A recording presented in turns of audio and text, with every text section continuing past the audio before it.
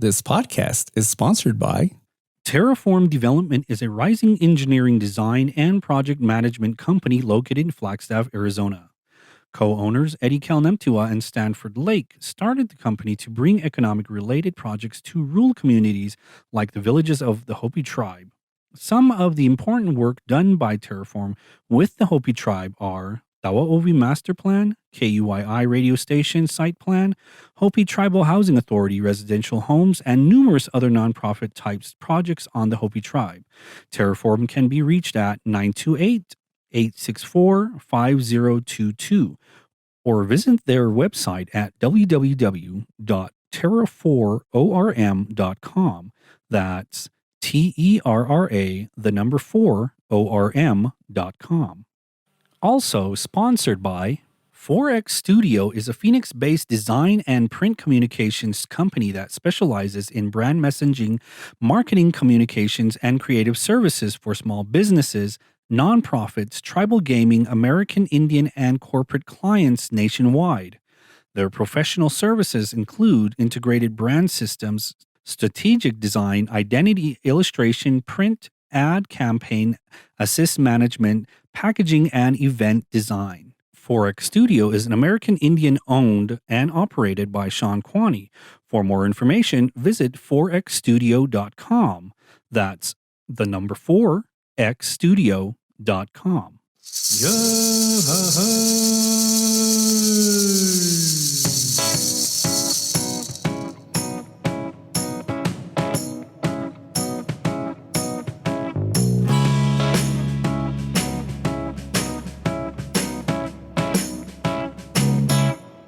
You are now listening to the Carl and J-Man Save the World podcast. I am your host, the 5-star, 5-diamond chef, J-Man. And with me, my co-host, if he's not telling you good morning, his other favorite word is here, Carl. Good morning, everybody, here on Hopi land in the beautiful downtown Kikotsmovi, Arizona. My name is Carl, and this is my best friend, J-Man, and welcome to the show. We're here in our beautiful home at the Peace Academy Studios.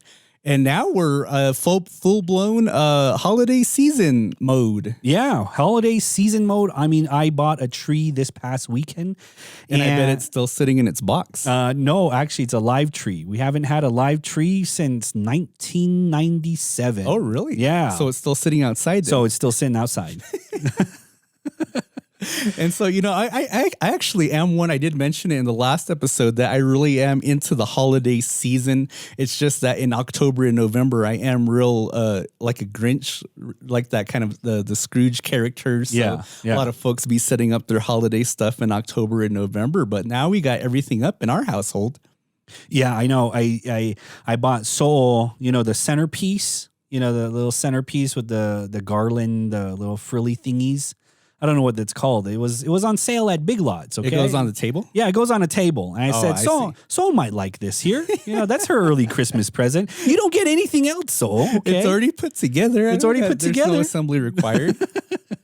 And so, I mean, the holidays actually bring us together, and we're no different. Hopis are no different from that.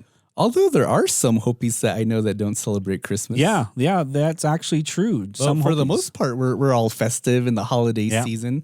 But there's another thing that's going on with our calendar right now, and that's Gamlia. Gamlia is here, so it's the the setting, sit still kind of moon. So a lot of Hopi men are about to be looking like Bruce Lee pretty soon. Yeah, because you know in the Bahana world you got no shave November, and in our Hopi world in December it's no shave December, no haircut December. So no haircut December. Everybody's claws are going to be pretty long, fingernails and toes. Yeah, pretty much. So. And you know, it's a respectful moon, and what we do is that we make sure that we respect the month of December here, and once that's all done, then we go out and party like it's 1999. It's a respectful moon, yet you got folks arguing on Facebook whether it's Gamlia or not. Yeah, that's actually true. So And so, but today's episode is going to be a continuation of last week's episode. Yes. And last week's episode is doing really well. We got a huge response. A lot of folks really into the REZ relationships, the REZ love stuff. And then so we're going to come back. And today we have a special guest. We do have a special guest, and she is right here in the studio. And so once we bring her in, she'll introduce herself and give the female perspective side on this relationship business. Yeah, because last week we just barely kind of touched the surface on Hope He Loves. So we barely got to the tip of the iceberg. Yeah.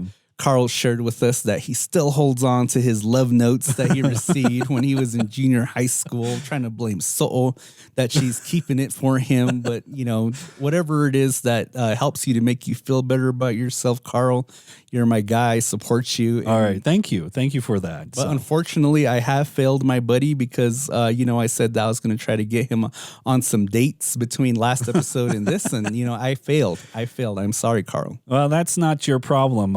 It's the girls' problem. They don't like men with fields anymore. So they don't like men with bows that are collecting dust on your wall. Huh? They want men that actually use those bows. They don't like men who actually hunt anymore. So they like the men that will drink with them and smoke with them. So girls like that, I don't do that. So. It's so I guess to get the conversation started, because we really only did touch the tip of the iceberg. I think that one of the things that I did want to cover, and this topic is in large part thanks to our listeners. Yeah, because we did release that social media post about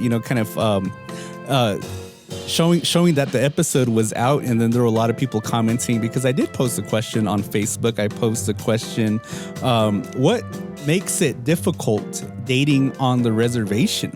And so a lot of the listeners responded, and they kind of had some interesting thoughts. One of the interesting responses was that everyone already has been with each other.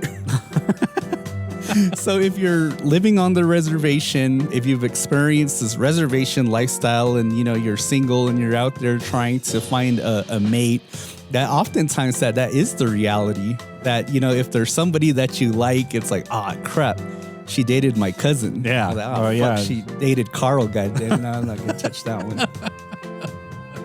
It's actually true because everybody's been around 3 times or not, so... And so, last episode, you kind of blasted your sisters for taking the laps. But in reality, that's kind of the reality for all of us. Yeah, that is reality for us. So my Coyote sisters, if you're on husband number 4 or 5, I really like number 2. Number 2 was the best. So, I bring that guy back. I know you're going to go around again. So I'm just waiting for that number 2 to come up again. And it's kind of interesting though, because then as young people, at least as children, when you think about your teenage years, or you even thinking about the years in your 20s, that that's kind of the time to where you're going to be wild and kind of just date around and jump from relationship to relationship.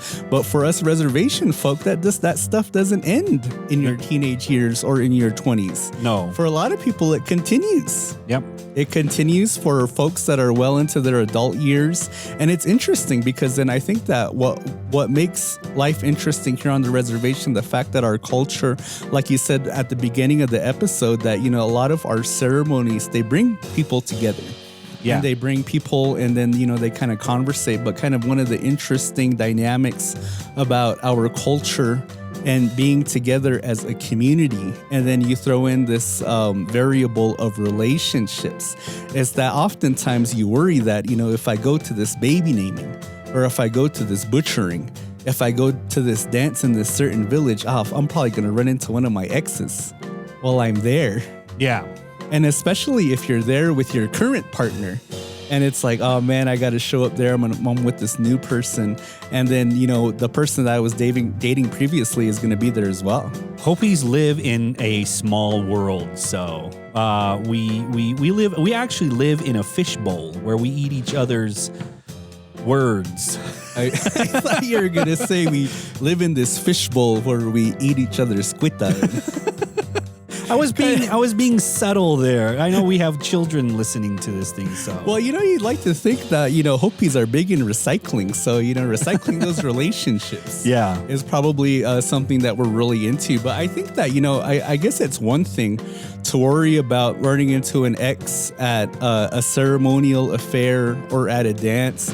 But the fact that the people that are around, they give commentary. I've always wanted, or I was always wondered, is that do Hopi girls go through like a breakup cycle, like, where they would cut their bangs or they dye their hair and stuff like that, and change their look. Like or like change their look, or like how Stella got her groove back kind of deal. I've always wondered about that. Well, we'll save that question and we'll find out in a few minutes. Well, I want to actually know about that because for a fact, I know that, girls that break up are on to the next guy, so they don't really have that, that breakup cycle kind of thing. Well, that probably is the breakup cycle. Maybe the rebound kind of thing. So after, some of the girls whose hearts I've broken in, if they jump to you, Carl, that's really the situation. So I'm the rebound guy? Yeah, exactly. Man. And so, but one of the things that I did want to comment on was that, for the fact that, we do end up being in several relationships with several different people within our own communities. It's like, it's not a private affair. You would think that something like that is private, but yet for some reason, everybody in the village knows about these relationships. And so when you show up at a wedding or something and you're there with your current partner and an ex-partner is there, the so'os are there providing commentary that, that guy used to be with this person, but now he's with this person. Yeah. And so that's kind of what really makes it uncomfortable, is that the fact that the community has something to say about the relationship you're in or the relationships that you were in. And now with social media involved, now the entire world knows who you've been with. And so everybody out there who's in another different village, not even associated with you, but associated with maybe a friend of the guy that you're with or the girl that you're with, now has a good story to tell, all his friends or her friends. So your name gets brought up at story time. Your name gets brought up at story time. When the old ladies are cleaning corn or making piki. Did you hear? That's pretty much how it goes. So. And so I guess, going back to the comments from the social media posts that I made, another comment that kind of stood out to me was just having lunch with somebody of the opposite sex, and bam, the talk is that you're already dating. Yeah, pretty much. Everybody knows that you're going out now. So. And so, it kind of makes it difficult that, if you're an older person and you have friends, sometimes you do have friends with folks from the opposite sex that, let's go out for lunch. Let's go eat at the Cultural Center or Spider Grill. Let's go grab a bite over at the K-Town store. And as soon as, the folks see you walking in with this other person, and then it's like all eyes start turning and then the fingers start working on the text, on the phones. So-and-so's here with this person. Yeah. But yet they're married. Yeah. And then, it starts to spread like wildfire. Yeah. Wildfire. Yep, pretty much. So, and that actually is a reality here living on a reservation. And that is what we have to deal with on a daily basis, especially when you're going out with somebody or when you have somebody or when you're involved with a current relationship. Yeah, when you have a current relationship. It's you just can't have friends that are of the opposite sex. And so you do get a little nervous, myself being married and then, the REZ famous wife being the REZ famous wife. And so you really do have to watch out who you're hanging out with. Oh, yeah. And so if you find yourself in a position to where you are going to be with a female friend, it's like you have to ensure, okay, I got to bring somebody else just to make sure that, things look legit. I gotta make it look balanced or something like that. And, it's kind of fucked up because then it's like that. Like, it already is legit that, you're in public, that you're in public, you're with somebody that's, a female and, that's just your friend. But yet it's the fear of what other people will be saying when they see you with this person. And then so it's like you have to combat that societal norm that we have to just, spread this information. And so I got to think about it first. Like, okay, I should probably bring somebody else with me. Hey, Carl, what are you doing? Come meet me over here at lunch.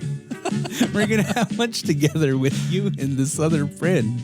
And it's always like that. You always have to make sure that nobody's going to talk about you anywhere, because we live on a reservation where everybody's family. We're all related in some way or another. Shape or form. Yeah, some way, shape, or form. And, if one family member gets a hold of that, then, man, that's it. That's goodbye. Your whole relationship is done. You're fucked. Yeah, pretty much. So, and, it is reality, but, it's not a Hallmark Channel. It's not a Hallmark Channel movie. It's not a Hallmark Channel movie, I don't know what movie channel the Hopi movie would end up on. Probably on Scare TV or something like that. I don't know. Whatever shows those redneck movies. What was that? FETV? I think that's what it was called. So, and then, speaking on that topic, because somebody did make that comment, they made the comment that once you do get into a relationship and people hear about it, that you get a history of how that person is related to you. Yeah. The fact that, we all do have some sort of relationship to each other one way, shape, or form. And then, so, once you get a girlfriend, and then that's kind of always the scary thing, that we talked about in the last episode of how our clanship system can be like landmines. Yeah. That if you don't do if you don't do enough thorough research, that you end up dating a sister in some way, or a brother, or a brother, or a niece, or or your taha. And trust me, it's happened before. So, and then you're throwing up in the bathroom once you find out. So, kids out there that do listen to this, make sure that you ask around. Make sure that you do a lot of research first before you start. Make your submission to myancestry.com. Because, we talk about that jokingly, but it's a real thing out here. It's a real thing out there here. If you do make that mistake, if you end up with somebody that has a direct relationship with you, that it's talked about and people talk about it. And, it's something that a lot of folks don't like to let go. And you'll hear those comments made about particular relationships, that if the two people that are within that relationship share some sort of direct relationship, and you hear the people talking, they're together, but they're brother and sister in some way, or they're uncle and niece in some way. Yeah, that's true. We're going to go ahead and take a quick break for our first sponsor here. Are you a runner? Do you like to stay fit? Do you want to support local businesses? Well, here's a word from our first sponsor, Strong Ones. Strong Ones is dedicated to exposing cultural traditions of running that exist within many cultures and tribes worldwide through running apparel. Strong Ones is an individually owned business supporting cultural running traditions and supporting local organizations within the Hopi Reservation. They can be found at strongones.myshopify.com. Again, that's strongones.myshopify.com. They are also on Facebook at StrongOnes15. All right. So, the whole idea of dating here on the reservation is, I don't know if I can say taboo, or how would you define the dating here on the reservation here? It's an obstacle course. Yeah, it is. Yeah, it is an obstacle course. I mean, there is going to be so many, things that are going to be involved with that. It's not just a straight arrow like the Hallmark Channel that Soul watches. It hardly ends in a happy ending. It hardly ends in a kiss on underneath the Christmas tree. So. And then, let me give you two more responses real quick, and then we'll bring in our special guest. Perfect. Another response that we got on social media was the difficulties, the men, period. So apparently we're the problem. I guess so. We're the problem. And, I as much as I'd like to defend, my brothers and uncles out here, but, we are kind of the problem. And it's like, what's the biggest problem with Hopi men? It's that, even though we're in a relationship, we like other women. Yeah, it is true. It is true that Hopi men won't settle for just one woman. And my joke is always, you're not a real Hopi man until you at least have two baby mamas. So in a different village? From different villages. So Carl and I guess we're still Hopi boys. Even though I'm married with kids, all my kids are with one You got to woman. change those numbers. Those are rookie numbers there. You got to talk to my taha about that. He has children in 5 different counties. You need to catch up, nephew. You need to... And then the other one that I wanted to bring up that kind of made me laugh was there's only one motel and it's expensive. They should have like a love rate or like a cheating rate at the Munkapi Legacy over there. Are you here for the cheating rate? A discretionary rate. If you're here with your mistress, check this box and that'll be an extra charge to keep our mouths shut. Maybe that's the reason why it's so high. Well, the reason why that made me laugh so hard, and for people that aren't familiar with the reservation, with the community dynamics out here, and we've talked about this a lot on previous episodes, is the fact that, there are so many multi-generational homes out here. Yeah. And so, you're not just living with mom and dad and brothers and sisters, you're living with your so'os, your kwa'as, or even with your siblings and their families. Yeah. And their kids. And so, if you're in a relationship and you want some private time to do nasty things, and then you're really trying to. That's where you go to. You're going to the hotel, to the local hotel, so that you can have that one night together with no interruptions. And so that's why that comment made me laugh. It's either Quality Inn at Tuba City or Culture Center, the $85 room night. So the $85 rate. And so, we thank our listeners for giving us those talking points to talk to. But I think now would be a good time to bring in our special guest. Yeah, let's go ahead and bring in our special guest here. So, okay, welcome our special guest, Terri. Hi, everybody, or hi, both of you. And so, Terri, we'd like to welcome you to the podcast and like to welcome you on and to give us the female perspective of our discussion on REZ relationships, REZ love. And so, being somebody that you've lived your quite a bit of time of your life on the reservation, correct? Yeah, well, half on and half off. So I grew up in Palaka, and but I went to Flagstaff High School and then finished out here at Hopi High. Oh, nice. So when you were in Flagstaff, were you at the dorms? Yeah, I stayed in the dorms. Nice. And so that you've had some experience kind of dealing with some of these things with the relationships, navigating these treacherous waters of trying to find somebody that's a suitable mate. So what would you say that, well, I guess from your perspective, from the female side, what makes dating on the reservation so unique? Unique, just like you guys said, everybody's all up in your business. So when you start dating somebody, it's not like it's exclusive. It's among the whole community who starts like, I guess, asking lots of questions or wondering if you're with so-and-so and stuff like that. So you get a lot of those comments like, oh, I saw you at this place with so-and-so. What's going on with that? Yeah, a lot of intrusive questions. There's no etiquette out here when it comes to asking people questions. They're just, you get your soul or tahas or anybody just saying things to you. I saw you at the store, or I saw you at cultural center with this person, and so you get a lot of, like I said, there's no etiquette out here, so there's no breaks when somebody starts asking you about your dating life. There's no how are you doing? How's life been going? Oh, by the way, it's just straight to, so who are you dating? We heard that we saw you at this place with this one person. Exactly. Yeah. And so the last episode, Carl and I, we kind of talked a lot about what some of the expectations are, or even, kind of some of the things that you look for when you're looking for a partner, especially like with how heavily involved we still are with our culture and religion. So, kind of, and you told us before that you came in that you did listen to our last episode. So what are some things that you can add in regards to your experience being young, looking for a partner to be with, or even, how our culture plays into what goes through your mind when you're thinking about those types of decisions?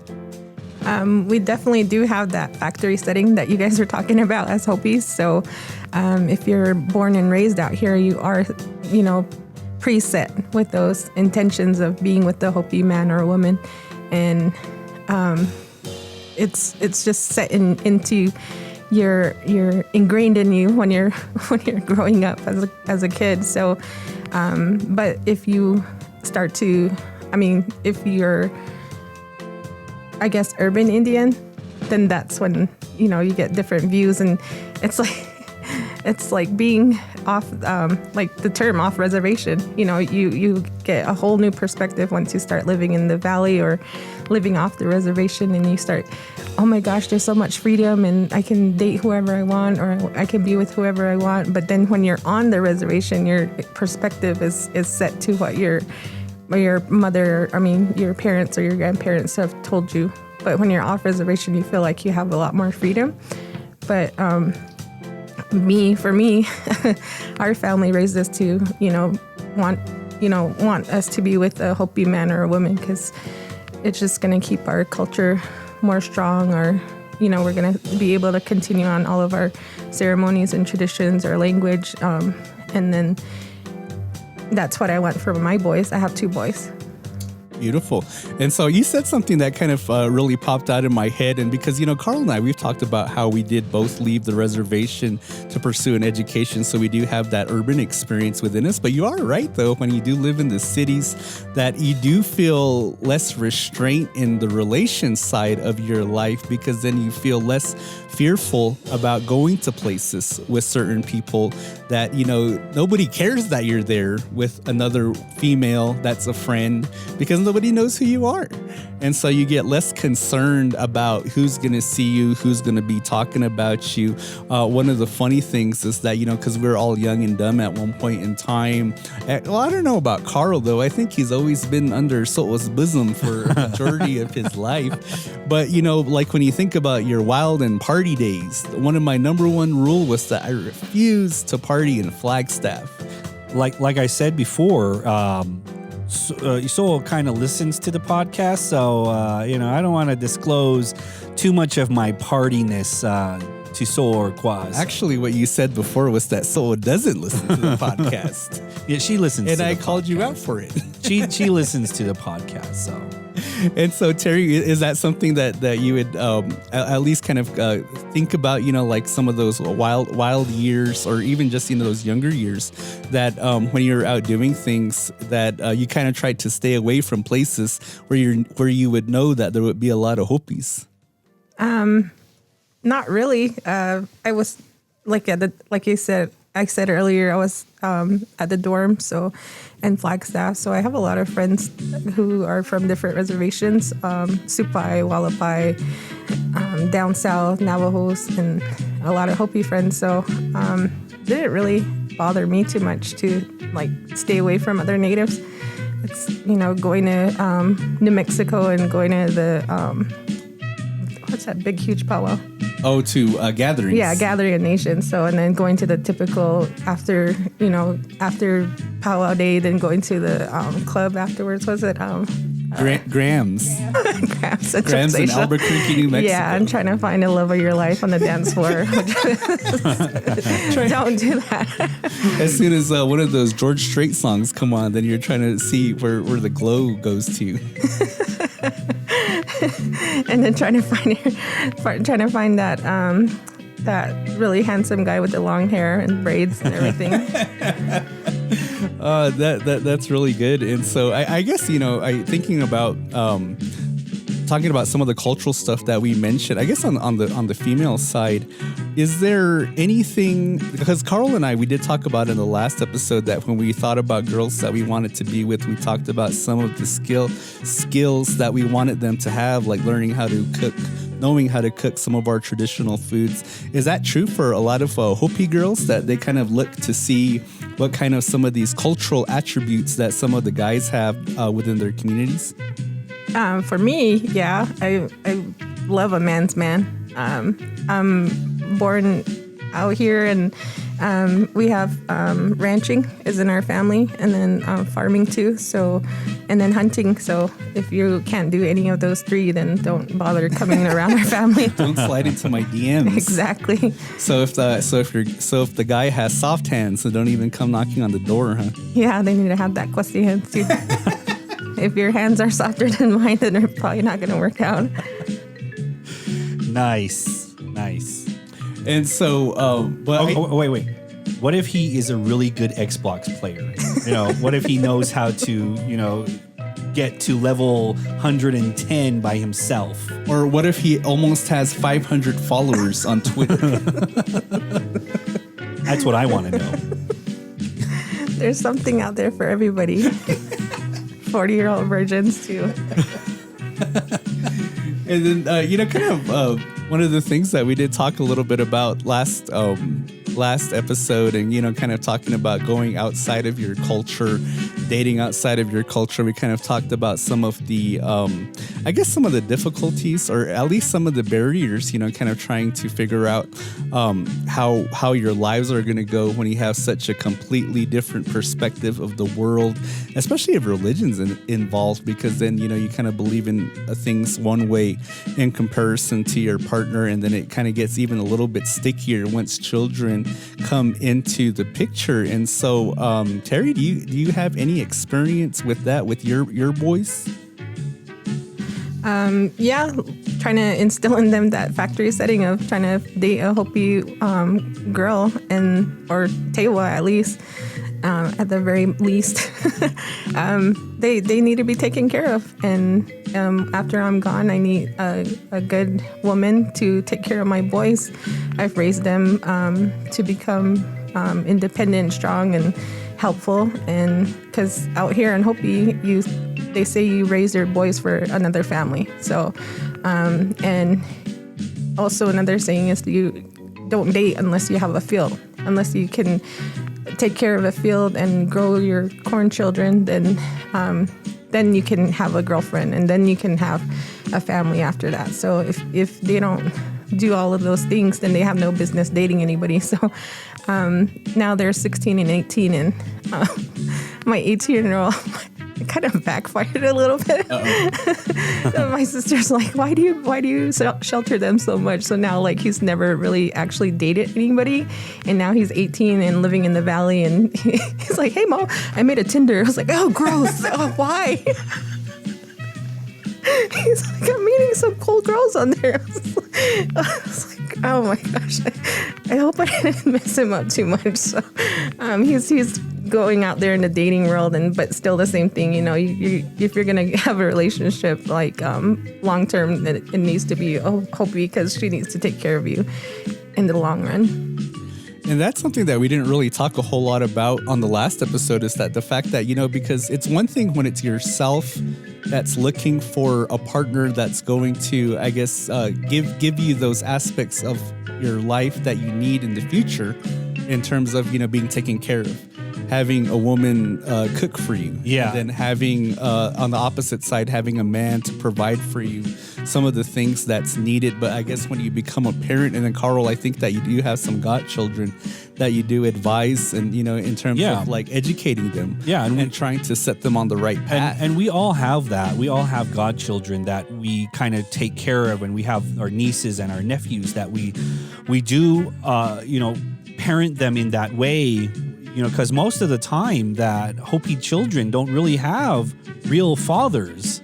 If you're dating in the real Hopi world, that's basically how it goes. So, but we're going to go ahead and take a quick break here for our next sponsor here. This paid sponsorship was paid for by Justin Villarreal. Hey, Tom here with Hopi Relief. Hopi Relief is a nonprofit organization based down here in the Valley, where we are providing much-needed supplies to the Hopi Reservation during this COVID-19 pandemic and beyond. Please visit hopirelief.org and find out how you can get involved. Hopi Relief is also an Arizona-recognized charitable tax organization. And please, visit us December 1st on Giving Tuesday. Thank you. All right. And we're back. And so, Carl's comment about, a lot of folks not having their dads, all the real fathers, they're out there in Flagstaff somewhere trying to figure out how to get that next bottle of whiskey. They're on Tinder. They're swiping left all the time. So. They're trying to fulfill that real pathway of being a real Hopi man and having multiple families. Yeah. My taha, he has multiple families in 5 different counties. So He's been I think he's the inventor of Tinder. But it is a tough thing, because then once you do get to that point where you do have children, because this is something that I do kind of wrestle with myself, having 4 children, 2 of which are also teenagers. Both of them are in college, and then you kind of because you do have desires for them. Like, you want them to continue to live this Hopi life in a way. And then you want them to have a partner that's going to help them to be able to do that. And I think that, that concept of fulfilling a Hopi life with somebody else is might be foreign to people off the reservation, because I think that off the reservation, it's like people are so inclusive to who you can be with, because that's kind of the message now. It's that we should be hand in hand with everybody, which is something that I do support. But then when it does come to that, when you think about wanting to strengthen the culture, wanting to keep the culture going, that a lot of us, we do understand that sometimes it's best when you're with somebody that's within the culture. And then so wanting that type of experience for your own children. I tell my girls things. in terms of what I expect of the type of person that I want them to be with. And so, some of the things that I kind of do to try to show them is that through example. I try to show, this is the good things that I provide for the REZ famous wife. And so I want someone similar to this that's going to do the same thing for you. So I always kind of tell them that, take you to these real expensive restaurants. That way, when some guy comes in and tries to impress you with Applebee's and Olive Garden, you're like, get the fuck out of here. And it is kind of, how we as parents don't have that factory setting anymore. But yet we still kind of go back to that factory setting of like, okay, you should date a Hopi. You should do this for your culture. Make sure that you're Hopi first. But it doesn't always work out like that. It's up to the individual and how they want to live their lives now. I mean, we can give them so much encouragement, but it's basically going to be up to them.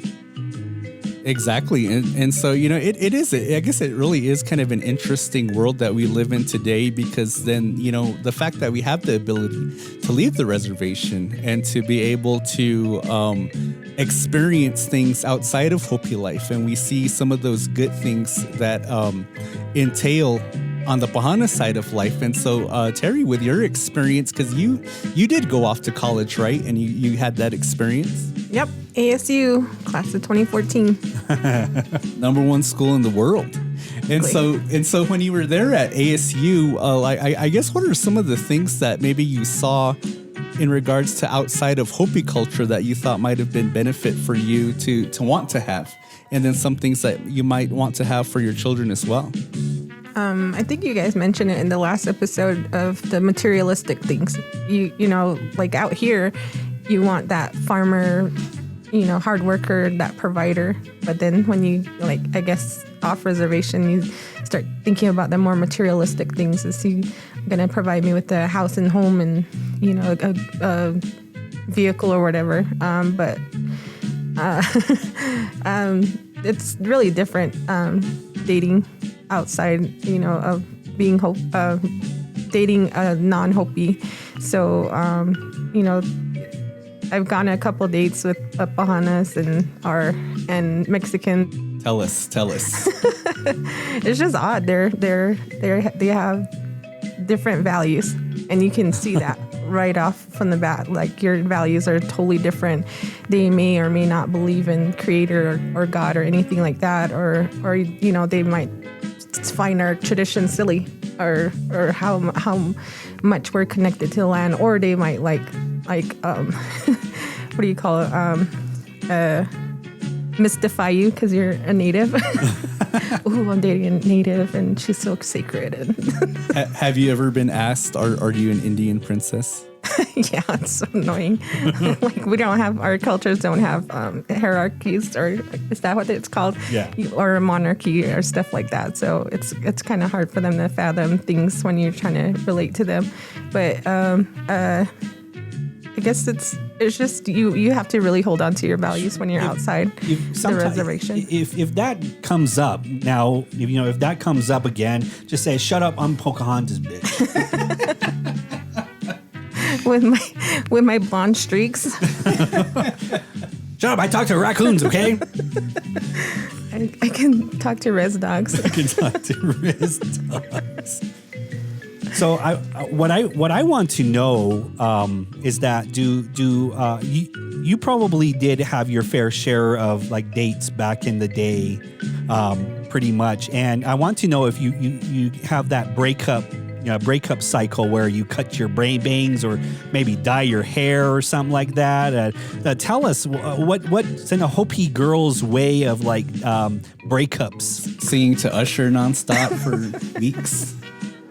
Yeah, you got your NBK playlist. Call up all your cousins. We're going out, girls. Yeah, it's just stuff like that. Like, well, I was married before, so I married my high school sweetheart, and we had 2 kids together. So, but we got divorced eventually because of alcohol. So, just having to put my foot down about that too, and then leaving and starting over. So, kind of worked my way from the bottom of not having anything and putting myself through college and through ASU and eventually graduating and then finally moving out here. So trying to really focus on that and not having too many distractions. So dating wasn't really like I didn't need to do it because I was so busy focused on my schooling and everything like that. So I had priorities. So a man wasn't one of them. So that's kind of, so you brought up something too. I think that it's really, I guess, and like Carl said, the Hopi movie isn't a Hallmark movie, but rather the fact that, it's the complete opposite. And so, you kind of think of these ideal relationships that you see all the time on the Disney Plus app. And it's like, the thing about Hopi, and, this is probably true for a lot of reservations, is that the unusual is usual, or the whatever's unnormal is really very normal out here. And so like Carl said, that a lot of folks do grow up without fathers out here and being raised by somebody else, or the fact that you do have a lot of single mothers out here raising their children. And because we've talked so heavily about how much culture in our religion and our ceremonies play into our day-to-day lives and how busy it makes you, and the fact that if you're a single mother out there trying to do all of this ceremony work by yourself, can you speak to that, Terri, and share what some of that has been like for you? Yeah, it's like not at all a Hallmark movie. It's more like Urban Cowboy. So in the end, I didn't go back to Buddy Bud or whatever his name is. So it's how like a Smoke Signals movie, So we're definitely different and we're built different, and how due to our bad relationships or good relationships, it kind of builds you. And so having to raise my boys out on my own, and I was never alone. Here on Hopi, you're part of a family, a huge extended family. So I didn't never have to raise my boys alone. They had their godparents, their godfathers, and then their tahas and memes and my brothers, and cousins to help them.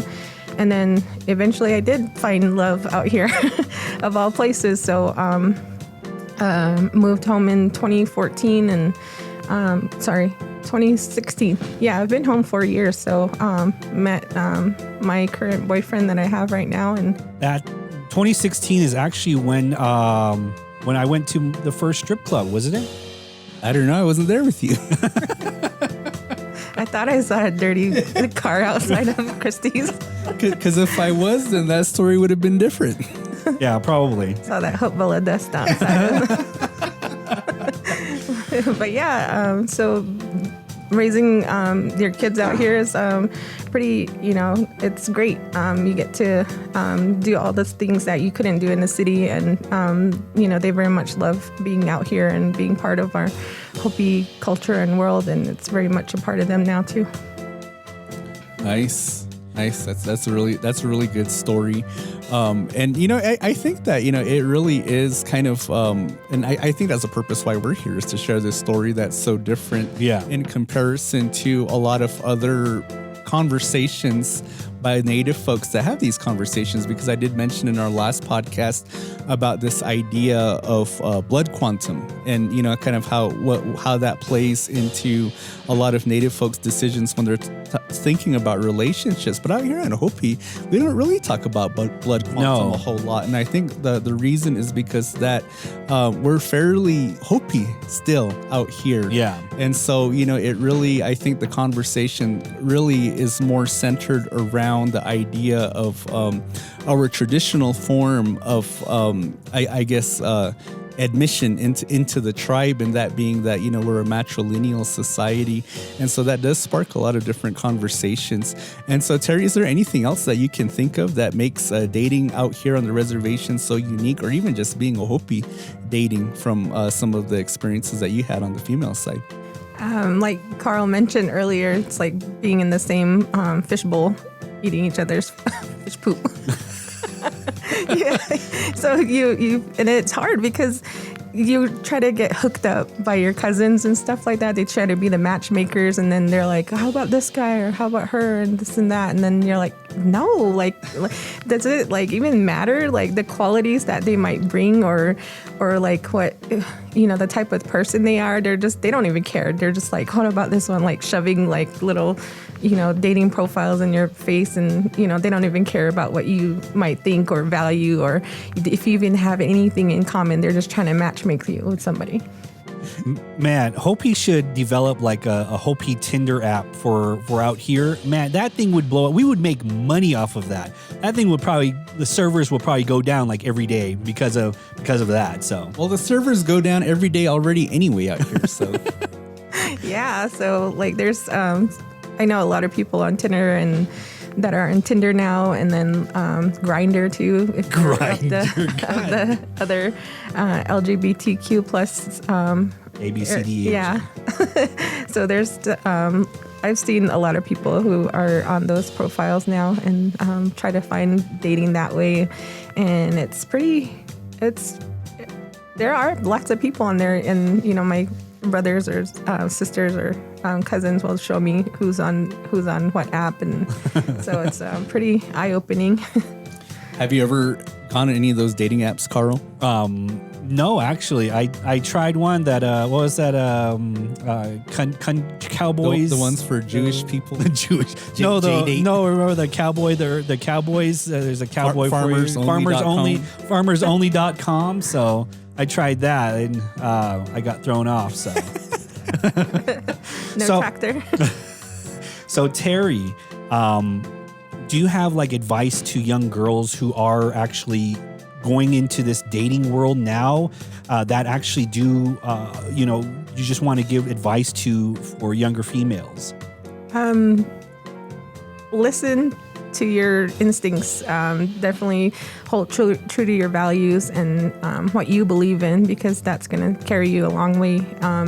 Especially when you feel something's wrong or you don't like that person, you have no obligation to stay with them or be with them or continue to, even a friendship with them. So this is the great part of having a choice. And if you don't want to continue a relationship with somebody because they're not treating you the way you want to be treated, you have every right to say no or to cut it off and just be friends with them from now on. You have, and that goes true to a lot of what your family might have to say too. Because out here, you hear it from both sides.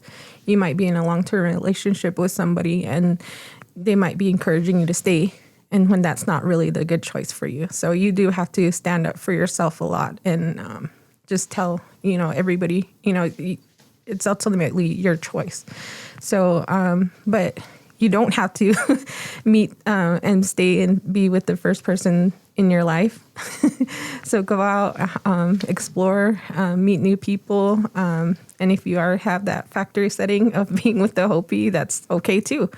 And if you don't find anybody right away, that's okay too. So have fun with it. You can go anywhere you want. You can do anything you want. You can be anything you want. So you don't necessarily have to have a boyfriend or girlfriend to define who you are. Thank you so much. Yeah, thank you. Thank you for that. That was actually a great question, Carl. I got to commend you for that. You don't come out with good points like that very Those often, are the kind of points that I always come out with. So, Do you have any advice for the young boys out there dating? listen to Terry. I think my only advice would be is just to, wrap it up, be safe, because if you have no business, or actually if you can't afford to buy diapers, the money that you have in your pocket right now, you have no business then, going in raw dog. So the thing that I tell my boy is that, if you are going to date somebody, make sure that you stay a child as much as you can, or stay single as much as you can, because once you get a girlfriend, all your money disappears somehow. So you don't have money for nice gifts, and that kind of advice goes for young girls as well too. Stay single as much as you can. And be greedy as much as you can. Make sure that you have a fallback on money, because that's all the Hopi world is now. It's all about money. So Because you end up getting your soul a nice little centerpiece for Christmas. or you help That's how frivolous spending you can do. Or you help your best friend shell out to set up a podcast. Yeah, that's true. So, I think it's about that time to head the road. So thank you again for listening to Terri and her her advice and her stories. Yeah, thank you, Terri, for joining us. And we hope that you all enjoyed this episode. Just like to remind you all that if you're not following us on any of our social media accounts, you can find us on Facebook at Carl and J-Man. You can find us on Instagram at Carl and J-Man _podcast, and you can find us on Twitter at Carl and J-Man. And if you're listening to us on YouTube, please smash the like button, subscribe. I swear that Carl is going to get this video project going. We just kind of ran into a few barriers with the lockdowns and COVID, all of that related to it. So it will happen someday. And if you want to become a sponsor for the CJ podcast, go to anchor.fm/CJ podcast 85 and become a monthly donor. It really helps us out. And if you don't want to do that, we also set up a page called buymeacoffee.com. So if you want to just buy me a coffee or buy us a coffee, go to buymeacoffee.com/CJ podcast and buy us a cup of coffee. You really like asking for money, don't you, Carl? I do, because that's basically how this show is run. So. I just let you pay for everything. So that's kind of how I get And by. that's the reason why I need to get money to start paying for stuff. So. But, for those of you, that can't financially contribute to the podcast, wherever you're listening to us on Apple Podcasts, Spotify, Google Podcasts, please give us a 5-star review. That will help us get to be more mentioned amongst people that are looking for podcasts. And so you can help us out that way. All right. Well, my name is Carl, and this is my best friend, J-Man. Thank you for listening to us. So long. Qua, qua.